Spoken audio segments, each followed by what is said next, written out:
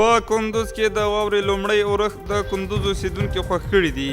د دې ولایت کروندګر وایي چې د واورې اورښت به د دوی پر حاصلاتو مثبت اغیز وکړي او یو شمېر طبیعي آفتونه او د نباتاتو ناروغي به هم له منځه یوسي. کروندګر زیاتوي تېر کال وچکالي او طبیعي آفاتو د دوی کروندۍ له منځه وړې وې، خو د دې واورې په اورېدو سره هیله څرګندېږي چې سږ کال به اوبه زیات او حاصلاتو کې به یې د پام وړ زیاتوالی راشي. د کندوز ښاروالۍ ریاست په دې ولایت کې د 2 سړکونو د جوړولو چارو پیل خبر ورکوي. د کندوز ښاروال مولوي ګل محمد الیاس وایي چې د یادې پروژې مصرف $1,00,000 دی او د یو نفس موسسې لخوا ورکول کیږي. د یادونې وړ د دغه پروژې به د کندوز ښار اړوند داخلي قدیم او ارزبیګي سیمو کې تطبیق شي. په ورته مهال بیا د سیمې اوسېدونکي د ښاروالۍ ریاست دغه اقدام ستایي.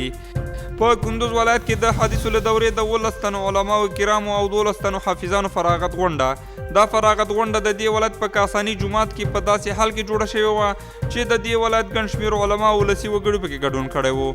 غونډه د علماو او حافظانو د فضیلت پګړۍ پر سرولو سره پای ته ورسېدله.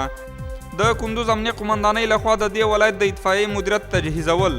د اطفایي مدیریت مسؤلین وایي د امنیه قمندانۍ له لوري ورته د غوره خدمتونو د وړاندې کولو په موخه ټول پرسونل ته د اور ضد جامې ورکړي دي. بل لور ته د کندوز امنیه قمندانۍ چارواکي د کندوز ښار ټولو اوسېدونکو ته ډاډ ورکوي چې شپه او ورځ به د ولس د هوسا ژوند لپاره کار کوي. د مرغیو د ښکار له مخنیوي څخه تر وږو مرغیو لپاره د دانو شیندنه.